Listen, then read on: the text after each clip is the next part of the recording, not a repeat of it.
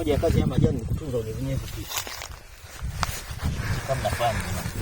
Kama nafahamu. Kama moja ya kazi ya majani kutunza unyevunyevu.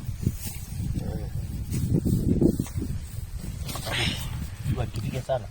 Maji yanatokaweka huko yanafanya nini? Yanakauka. Kwa kama majani yanasaidia pia kule chini kwa nini? Kuhifadhi unyevunyevu. Yanapanda. Chukua cha kwanza mpasheni huu. Naweka hapa. Shaka hapa nachukua dongo wangu.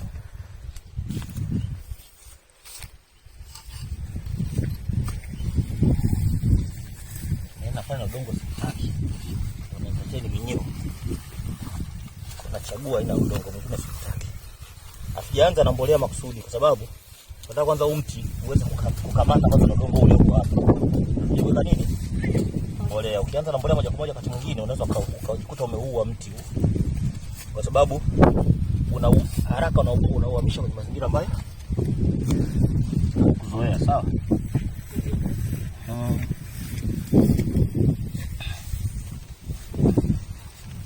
Ukishakuwa baadaye unaweza kuongezea udongo kidogo. Sawa. Ila kwa saizi pia hichi kishimo kitatusaidia nini? Maji. Kuweka maji yakae. Sasa kufanya nini? Kuondoka na kukauka. Hiyo moja. Lakini pili, ukileta mbolea ina sehemu ya kuweka. Kwa hiyo mtu kishakuwa hadi usahau hivi, unachukua mbolea. Unaweka vizuri. Ile mbolea isiguse shina, sawa? Unaweka huko pembeni. Alafu itakuwa inanyonya inaingia kule ardhini kidogo. Au unaweza ukachukua kwa ile mbolea unaweza kufanya nini? Unaweza kutifua kidogo. Afu kaweka mbolea kwa changanya kidogo na udongo na yenyewe, sawa?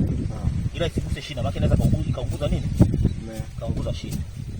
Kwa hiyo likishaanza kukua lipasha, likishaanza kukua lifika usawa fulani. Kwanza inabidi majani hapa tuondoe yote hapa. Ikishafika usawa fulani hapa nataka kutoa hizo nyuzi zake zile, sawa? Tunalielekezea ikamate hapa. Litapanda kwenye mti wetu vizuri, sawa? Kwa hiyo litasambaa hapa. Litazaa vizuri. Tumemaliza, tukapanda pasheni nyingine pengine.